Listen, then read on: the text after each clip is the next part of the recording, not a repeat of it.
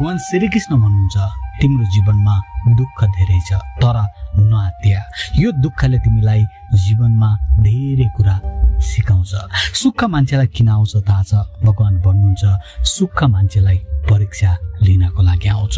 जब सुखको ठूलो गद्दामा मान्छे बस्न थाल्छ तब उसले आफूभन्दा तलकालाई कस्तो व्यवहार गर्छ यसले उसको जीवनको परीक्षा गर्छ। अनि जब दुःख आउँछ उसलाई अगाडि बढ्ने शिक्षा दिन्छ, आफ्नो वरिपरिका चिन्ने शिक्षा दिन्छ, जीवनमा के गर्नुपर्ने हो बाटो देखाउँछ। मित्रहरू, आज यहाँहरू समक्ष भगवान श्रीकृष्णको अद्भुत ज्ञान हामी भित्रको मौनताको शक्तिको बारेमा कुराकानी गर्न गइरहेको छु। भिडियो अन्तिमसम्म हेर्नुहोला अनि जय श्रीकृष्ण लेख्न नबिर्सिनुहोला। आउनुहोस् सुरुवात गरौँ।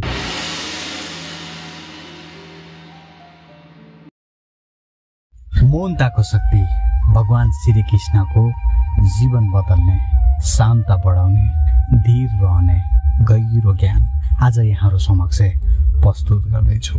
भगवान श्रीकृष्ण भन्नुहुन्छ हे मानव, तिमी बाहिर उज्यालो खोज्न हिँडिरहेका छौ।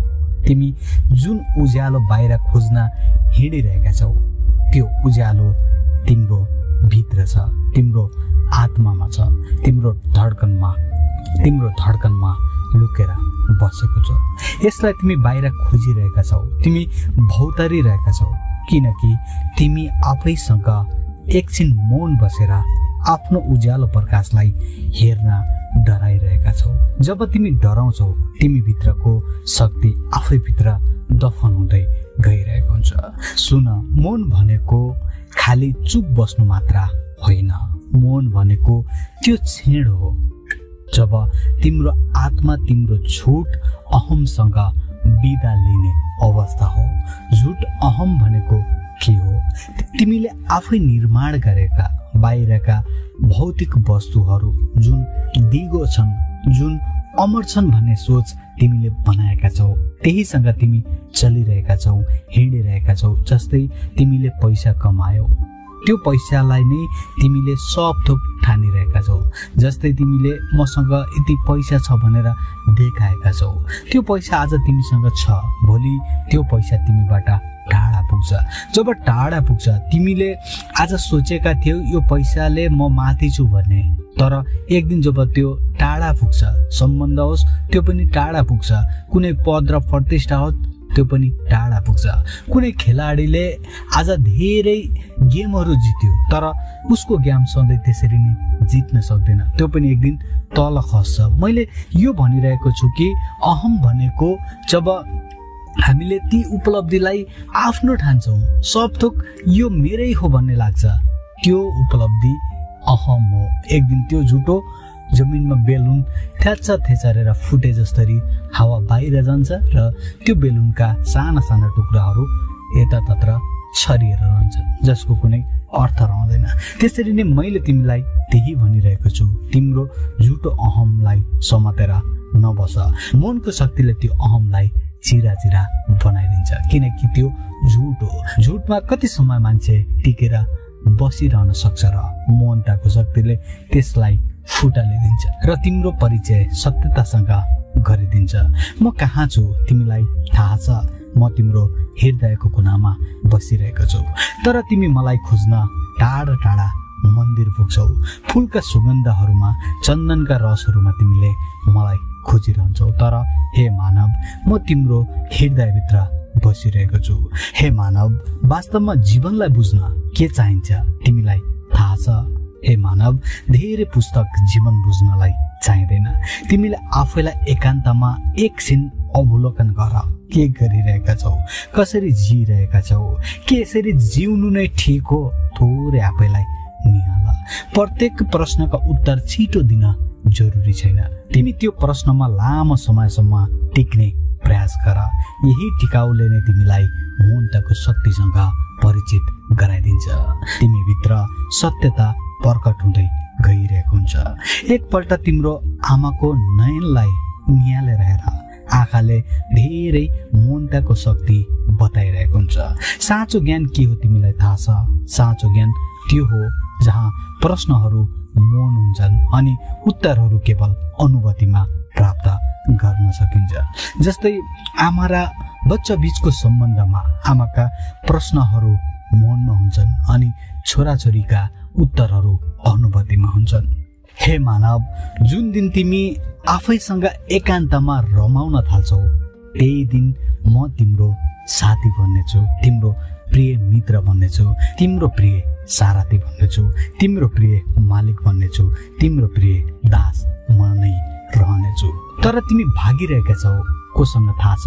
आफ्नै मौनताको शक्तिसँग, मसँग तिमी भागिरहेका छौ, दुःखसँग भागिरहेका छौ। थाहा छ दुःख भनेको के हो? हे मानव, दुःख भनेको तिम्रो असली शिक्षाको, जसले तिमीलाई धेरै कुरा सिकाउँछ। तिमीलाई थाहा छ अन्धकारभित्र पनि दीप बाल्न सकिन्छ। तिमी भित्रको अन्धकारलाई हटाउने एउटै शक्ति म र मेरो ज्ञान हो। जसरी तिमीले आँखा बन्द गर्दा आकाश हराउँदैन, त्यसरी नै केही समय मौन बस्दा सत्य बाहिर हराउँदैन। तिमी भित्र त्यो सत्य प्रकट हुन्छ अनि यही शक्ति नै सबैभन्दा जीवनको ठुलो शक्ति हो। हे मानव, तिम्रो मनले भुलिसकेको छ साँचो र सत्य के हो भनेर। तिमी देखावटी गर्न धेरै रुचि राख्छौ, तर देखावटीको पछाडि नलाग। देखावटी टिक्ने चिज होइन, यो अहम हो। सबै यो संसारमा परिवर्तन छ, परिवर्तन भएर हर कुरा जान्छ। एक दिन तिमी पनि रहँदैनौ अनि यो संसार पनि रहँदैन, तिम्रो वरिपरिका आफ्ना आफन्त पनि रहँदैन। त्यसैले देखावटीको पछि नलाग। हे मानव, म अहिले कहाँ छु के तिमीलाई थाहा छ? हो, म तिम्रो नजिकै छु। म कुनै इतिहासका पुराना पुस्तकहरूमा छैन, त्यहाँबाट तिमीले मलाई बुझ्ने माध्यम दिएको हो। म कुनै मन्दिरमा मूर्तिमा छैन, म त केवल तिम्रो हृदयमा छु, तिम्रो गहिरो आनन्दमा छु, जहाँ सधैँ दीप झैँ बलिरहेको छु, सधैँ उज्यालो दिने दीप जस्तै बलिरहेको छु। आऊ आज तिमी र म केही समय मौनतामा कुरा गरौँ, न त कुनै प्रार्थनामा न त कुनै मागमा, केवल मौनमा महसुसमा। म तिम्रो छेउमा छु, बस तिम्रो हृदय खोला। त्यो हृदय चर्को आवाजले होइन, शुद्ध मनले, मौनताले। जुन दिन तिमी मौनतासँग मित्रता गर्छौ त्यही दिनदेखि तिम्रो आत्माले सत्यको स्वाद चाख्न पाउनेछ। हे मानव, यो सन्देश स्पष्ट छ। म मौनमा छु किनभने सत्य कुनै शब्दमा अटाउन सक्दैन। जब तिमी सत्यलाई खोज्छौ तब मौनतामा मसँग एकान्तमा भेट्ने प्रयास गर। त्यही क्षण म तिम्रो नजिकै हुनेछु। तिमीले साक्षात् ब्रह्माण्डका स्वामीलाई भेट्नेछौ। तिमीले एकान्तमा मौनताको शक्तिबाट मलाई प्राप्त गर्नेछौ। आज अब तिमी निदाउन जाँदैछौ, तर यो निद्रा डरको नहोस्, यो निद्रा सत्यलाई अँगालेको होस्। म तिम्रो सपनामा आउँछु, दीपक चाहिँ झल्ल बलेर, ननिब्ने गरेर, सधैँ उज्यालो दिने गरेर। हो मित्रहरू, श्री कृष्णले हामीलाई जीवनको यो गहिरो मौनताको शक्तिको बारेमा ज्ञान दिनुभयो। हामी धेरै भौतारिन्छौँ, धेरै पाउन खोज्छौँ, धेरै आयो भने आनन्द हुन्छ भन्छौँ, तर मानवको सबैभन्दा खराब गुण एउटा यो हो कि हामी आफूसँग भएको चिजलाई माटो बराबर सम्झिन्छौँ, तर जुन बाहिर छ त्यसकै लागि हामी भागिरहन्छौँ। एकछिन निहालेर आफैलाई हेर्नुहोस् त, हामीसँग केही धेरै नभए पनि आफ्नो शरीर छ, स्वस्थ शरीर छ अनि स्वस्थ मस्तिष्क छ अनि सफा गर्न सक्ने हृदय छ, मन छ, आफ्ना आफन्त साथ दिनेछन्। संसारमा उज्यालो भएको छ।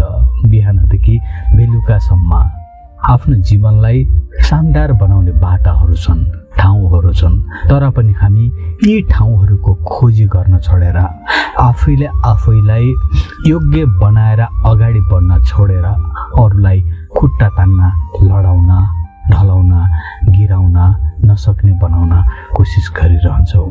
आखिर यो जिन्दगी कति हो र? एक दिन मरेर जाने हो। मरेर जाने हो भन्दैमा नबाँच्ने भन्न खोजेको होइन, तर बाँच्ने आधार अर्कै बनाउन सकिन्छ, एउटा अलगै पहिचान बनाउन सकिन्छ। आफू मात्रै अगाडि बढ्ने होइन, अरूलाई अगाडि बढाउने माहौल पनि बनाउन सकिन्छ। कृष्णले हामीलाई दिनुभएको मौनताको शक्तिको केवल यो शब्दका श्रृङ्खलाहरू मात्र होइनन्, यो त मानव आत्माको सूक्ष्म संवाद हो। हामी सधैँ उज्यालो बाहिर खोजिरहन्छौँ, तर त्यो उज्यालो वास्तवमा बाहिर होइन, हामी भित्रै छ। त्यो उज्यालो हो हामी भित्रको, हाम्रै आत्माको मूल स्वरूप। मौनता भनेको केवल चुप बस्नु होइन, मौन भनेको त्यो क्षण हो जहाँ हामी भित्रको अहम झुटा चिजहरू भत्किएर जान्छन् र एक नयाँ चेतनाको जन्म हुन्छ। त्यस मनमा श्रीकृष्णको उपस्थित हुन्छ। त्यस क्षणमा हामीले खोजेका उत्तर पाउन हामीले हाम्रो दिमागलाई दबाब दिनु पर्दैन, उत्तरहरू आफै प्रकट हुँदै जान्छन्। मौनलाई केवल शून्यता ठान्नु भ्रान्ति हो, गल्ती हो। मौन भनेको ब्रह्मसँगको सबैभन्दा नजिकको सम्बन्ध हो, जसलाई भेट्न न कुनै मन्त्र चाहिन्छ, न कुनै ग्रन्थ चाहिन्छ, न कुनै मूर्ति चाहिन्छ, न कुनै सुगन्ध चाहिन्छ। केवल हामीलाई शुद्ध हृदय चाहिन्छ, केवल सरल मौन चाहिन्छ, केवल मन एक दिशामा केन्द्रित चाहिन्छ। उनको चरणमा समर्पित हुने भाव हुनुपर्छ। अन्तत मित्रहरू, यो भन्न चाहन्छु कि जीवनलाई उज्यालो बनाउनको लागि बाहिरको झिलिमिली बत्तीहरूले भन्दा पनि आफूभित्रको एउटा दीपक, त्यो दीपक बलाउन जरुरी छ। केवल दीपकको प्रकाशले मात्रै मनको अन्धकारलाई समाप्त गर्न सक्छ। ज्ञानको प्रकाश भयो भने मात्रै हामीले जीवनको डुङ्गा चढेर जीवनको यो समुद्र रूपी यात्रा तय गर्न सक्छौँ। मित्रहरू, यहाँलाई भगवान श्रीकृष्णको यो मिठो संवाद कुराकानी कस्तो लाग्यो? राम्रो लाग्यो भने लाइक गर्नुहोला, कमेन्ट गर्नुहोला अनि सेयर गर्नुहोला। अन्तिममा कमेन्टमा लेख्नुहोला जय श्रीकृष्ण। यस्तै अर्को भिडियो लिएर यहाँहरू समक्ष उपस्थित हुनेछु। तबसम्मको लागि आजलाई बिदा दिनुहोस्, फेरि भेट हुनेछ। जय श्रीकृष्ण।